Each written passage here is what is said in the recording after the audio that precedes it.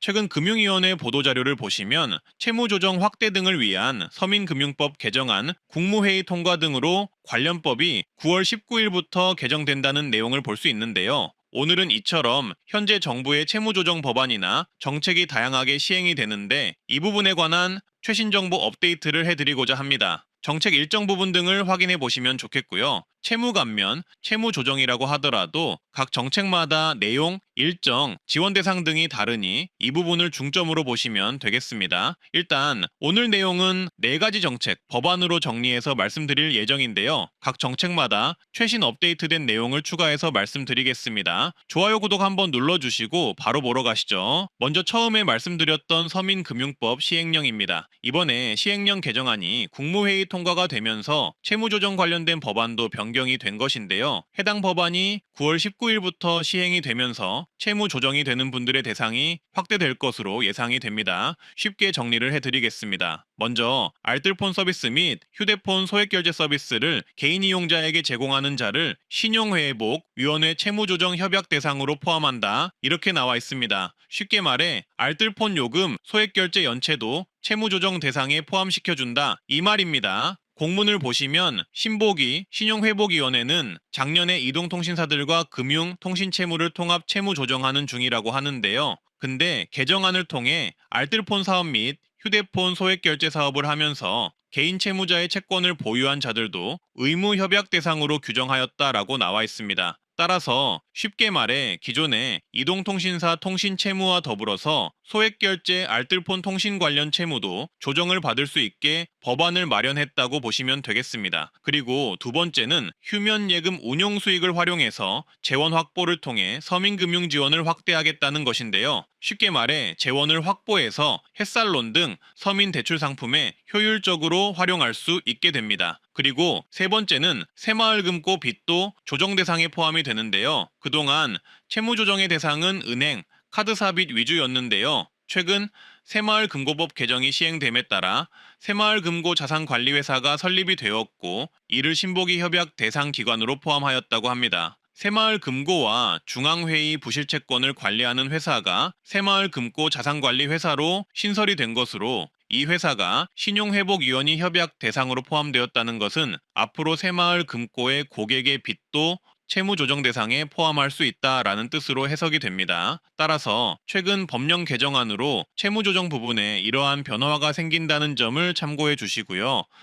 다음으로 설명드릴 내용은 개인채무 비탄감 정책 3가지 내용인데요. 최신 업데이트된 정책 뉴스 기준으로 설명을 드리겠습니다. 요약을 좋아하는 제 방식대로 말씀드리자면 서민금융지원, 즉 개인채무 비탄감 지원인 거죠. 다만 이게 다양한 정책이 있고 조건 등이 다르기에 꼭 끝까지 보시고요. 해당 정책은 지난 2월 28일 서민금융지원 강화 방안의 후속 조치라고 보시면 되고요. 6월 30일부터 신용회복위원회의 채무조정이 강화되었다라고 보면 되겠습니다. 해당 정책은 연체 날짜별로 채무조정이 이루어지는데요. 연체 30일 이하는 신속 채무조정으로 이자율을 최대 50% 인하해주고 취약계층은 원금 15% 감면, 자영업자는 이자율 50% 인하를 해줍니다. 연체 90일 미만의 경우 사전 채무 조정으로 취약계층에게 원금 최대 30% 감면을 해주고 소상공인은 이자율 70% 인하를 해줍니다. 연체 90일 이상은 개인 워크아웃으로 취약계층의 경우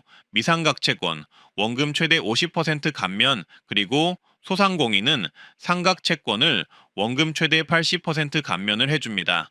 그리고 개인 워크아웃은 특이하게 75% 이상 성실 상환 시 추가 10% 감면을 해주는 정책이 있고요. 상환 곤란자는 1년간 월 상환액 절반 상환하는 정책도 있습니다. 탄력적 상환 방식으로 1년 동안 납부하던 금액의 절반을 납부하되 나머지 절반의 금액은 추후 6개월간 분할 상환하게 해준다는 것입니다. 쉽게 말해 절반을 감면해주는 것은 아니고 상환액을 유예해준다 이렇게 해석하시면 되겠습니다. 현재 이 신속 및 사전 채무조정 특례제도는 말씀드렸듯 6월 30일부터 강화되었는데요. 언제든지 이제 연체 우려자와 단기 연체자분들이 이 정책을 신청하실 수가 있습니다. 쉽게 말해 즉시 시행 정책이라는 것이죠. 또한 지원 대상도 신용평점 하위 20%로 확대가 되었으니 신용평점 때문에 못 받으셨다면 현재는 받을 수 있다는 것을 알려드리고요. 일반 채무자는 금리 인하 혜택을 받고 취약계층은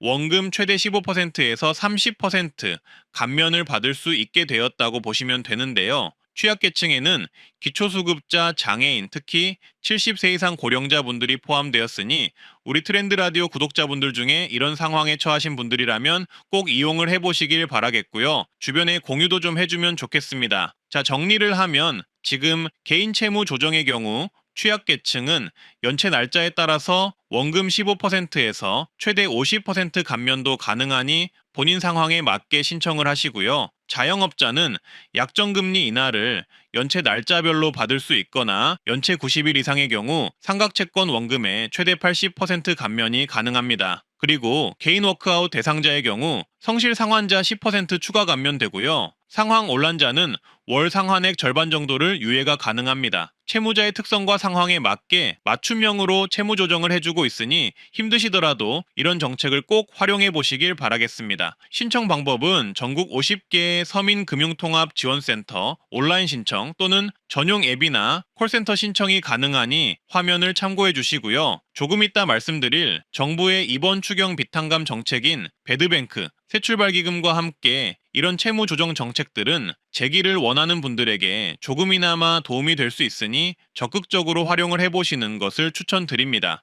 그리고 지금부터가 중요한데요. 정부의 추경에서 큰 규모의 채무 관련 지원이 시작이 됩니다. 정부의 추경안이 확정됨에 따라 새로운 채무 감면 프로그램이 윤곽이 드러나면서 현재 많은 논란이 있는데요. 해당 논란을 떠나서 이번 채무 감면이 누구를 대상으로 얼마나 채무를 줄여주는지 그리고 소요되는 재원이나 지급 대상, 예상 일정 등을 정리를 해봤습니다. 따라서 오늘은 이렇게 화면에 보이시듯 정부가 발표한 채무 감면 조정 패키지를 깊이 있게 다뤄볼 텐데요. 좋아요, 구독 한번 해주시고 바로 보러 가시죠. 이번 추경은 약 30조 규모로 일반 시민분들이 받을 수 있는 정책은 크게 두 가지입니다. 전국민 민생회복지원금과 채무감면 프로그램인데요. 이 중 채무감면 프로그램은 대상은 일단 소상공인이 대상이 될 듯합니다. 채무감면은 약 두 가지 정책이 있는데요. 먼저 배드뱅크라고 해서 장기 연체 채권을 매입하고 소각해주는 프로그램이 진행됩니다. 대상은 7년 이상 연체한 사람 중 5천만 원 이하 금액을 보유하신 분이 대상인데요. 예산은 약 8천억 원이며 약 113만 4천 명이 대상이 될 예정입니다. 특히 처분 가능한 재산이 없어서 개인 파산에 준하는 수준이라고 판단될 경우 해당 부채는 전액 100% 소각될 수 있다고 하는데요. 이건 조금 이따 완전 자세하게 설명드리고요. 그리고 새출발 기금 3.0 프로그램이 추진되는데요. 원금 감면 최대 90%가 진행이 되고요. 예산 약 7천억 원으로 중위소득 60% 이하,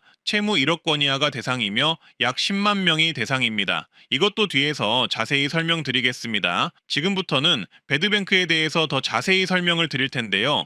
코로나로 인해 피해를 입은 소상공인과 자영업자의 부채가 심각한 수준인 상황에서 코로나 때 부채가 연체가 되어 채무 만기가 다가오는 문제를 해결하기 위해 현재 배드뱅크가 나온 것인데요. 장기 연체 채권의 경우 사실상 회수는 불가능한 상황이고 채무자에게는 부담이 계속되기 때문에 정부에서는 이를 조정하고자 이 배드뱅크를 추진하는 것 같습니다. 이로 인해 채무자들은 즉각 재기를 위한 기회가 생길 수 있을 듯하네요. 따라서 이 배드뱅크 제도는 현재의 채무조정 제도로는 도저히 돈을 갚기 어려운 분들을 대상을 자동으로 선별해서 채무를 매입해서 일괄 소각해주는 제도인데요. 이 정책은 대상자들이 개인적으로 신청하는 정책이 아니고 채무 감면 대상을 정부가 자동으로 지정해 해당 대상자의 연체 채권을 통째로 매입해 소각해주는 프로그램입니다. 기존 신청 절차가 까다롭고 시간이 오래 걸리기에 이런 부분을 해결하고자 정부가 알아서 매입 후 소각해주는 방식으로 변경된다고 합니다. 따라서 배드뱅크의 조건은 이렇습니다. 7년 이상 연체이면서 상환 가능성이 극히 낮은 사람을 대상으로 조건에 따라 최대 100%를 소각해준다고 하고요. 말씀드렸듯 수혜 인원은 133만 명이 될 예정입니다. 소요 재원은 약 8천억 원으로 채권 매입 규모는 약 16조 원이 매입될 전망입니다. 매입 규모가 어마어마하네요. 채무 감면 진행 프로세스는 이렇습니다. 채무 대상자의 소득과 재산 등을 심사해서 상환 능력 평가, 지원 방식을 결정하고 재산이 하나도 없는 분들이면서 저소득층으로 판단되면 100% 전액 소각을 해준다고 하고요. 상환 능력이 있다면 80% 원금 감면을 해주면서 최장 10년 분할 상환 혜택을 제공합니다. 예상 진행 일정은 7월 초 추경이 국회에서 통과가 되면 7월 말쯤 시행령이 고시가 되고 9월 1일 매입이 개시가 된다고 하는데요. 더 정확히는 가이드라인이 9월 채권 매입 관련 협약을 업체들과 하고 10월부터 연체 채권 매입을 순차적으로 하는 방향인데요. 문제는 현재 정부와 금융권이 각각 어떻게 분담을 하냐를 두고 협의에 진통이 있는 것으로 파악이 되었습니다. 따라서 이 정책이 당초 제시된 일정대로 진행될 수 있을까라는 걱정이 듭니다. 무튼 정부는 빠르면 9월 중으로 대상자를 선별해 통지를 한다는 입장입니다. 일단 이 배드뱅크를 기다리시는 분들은 빠르면 9월 내에 통지가 된다 요 정도만 알고 계시고 상황을 주시해 보시는 게 좋겠습니다. 저도 관련 소식이 있으면 바로 영상으로 알려드릴 거고요.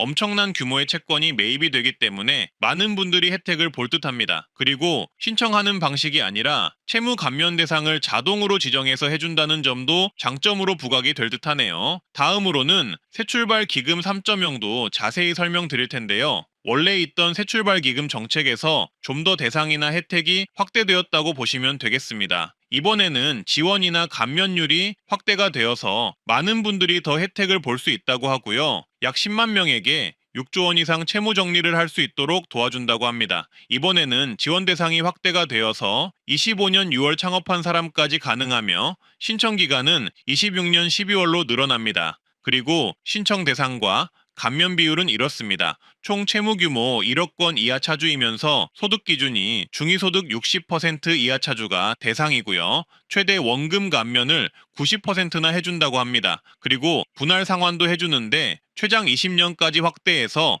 분할 상환 가능하게끔 해준다고 하네요. 이것 또한 배드뱅크 못지않은 감면이네요. 여기에 특별 지원 추가 혜택도 있는데요. 취업, 재창업 프로그램 연계 혜택을 제공하며 만약 국민취업지원제도, 희망 리턴 패키지 등 교육을 이수하면 원금 감면율 10% 추가 우대도 해줍니다. 이번 신규 지원 대상은 대환대출을 포함하며 보증대출과 소액의 신규 대출도 포함한다고 하는데요. 자세한 내용은 화면을 봐주시면 되겠습니다. 그리고 제도 개선으로 추가 혜택도 생겼는데요. 성실 상환 12개월을 하면 공공정보 연체 기록을 즉시 삭제를 해주고요. 연체 전에도 채무 상환 비율 70% 이상이면 사전 조정이 신청 가능해지며 취업 재창업 교육 이수 시 원금 감면율 최대 10% 추가 우대를 해주기도 합니다. 배드뱅크에 포함되지 않은 분들은 이 새출발기금을 꼭 신청해 보시길 바라겠습니다. 그리고 추가적으로 이번 추경에 표기가 된 내용으로 성실회복 프로그램이 있는데요. 이건 정책 자금을 받은 분들이 대상이라고 합니다. 경영위기 대상으로는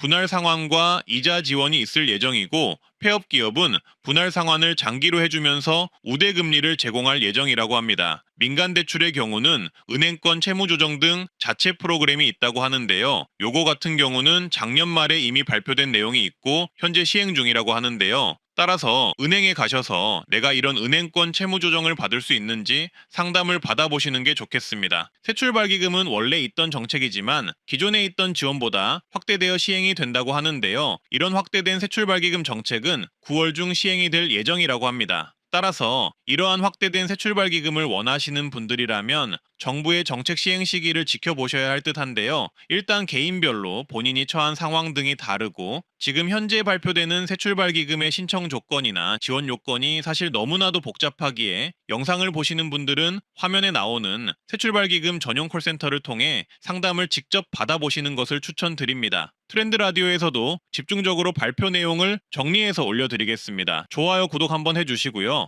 일단 배드뱅크의 경우 자동 매입 후 소각이기에 대상자분들이면 연락이 따로 갈 예정이라고 합니다. 다만 피싱이나 사칭 문자를 꼭 조심하시길 바라겠고요. 새출발기금의 경우 해당 정책 시행 전에 미리 콜센터에 전화해서 내가 대상이 될 수 있는지, 필요 서류는 어떤 게 있는지 파악해서 미리 준비하는 게 좋다고 합니다. 아무래도 많은 분들이 몰리게 되면 행정 절차 과정에서 서류 누락 및 반려가 잦을 수 있어 미리 자격이나 서류를 점검해 두시는 게 좋겠죠. 해당 내용에 대한 공식 상담센터는 신용회복위원회 콜센터에서 상담하시면 됩니다. 오늘은 이렇게 이번 추경을 통한 채무구제 프로그램을 정리를 해봤는데요. 어마어마한 재원과 부채가 정리가 되는 사업이다 보니 저도 조사하는 과정에서 정부가 매우 큰 결단을 한 게 아닌가 싶을 정도로 채무에 시달리는 많은 분들이 혜택을 볼 수 있을 듯합니다. 따라서 준비를 잘 하셔서 정부의 도움을 받으실 수 있기를 바라겠고요. 한 가지 변수가 있다면 현재의 채무 조정 프로그램이 논란이 좀 있습니다. 금융권에도 부담이 있고 반대 여론도 있기 때문에 예산 처리 과정에서 채무 조정률을 조금 줄이는 방향으로 바뀔 수도 있는데요. 이런 변수가 있다는 부분만 참고하시면 되겠습니다. 향후 좀 더 자세한 사항이 나온다면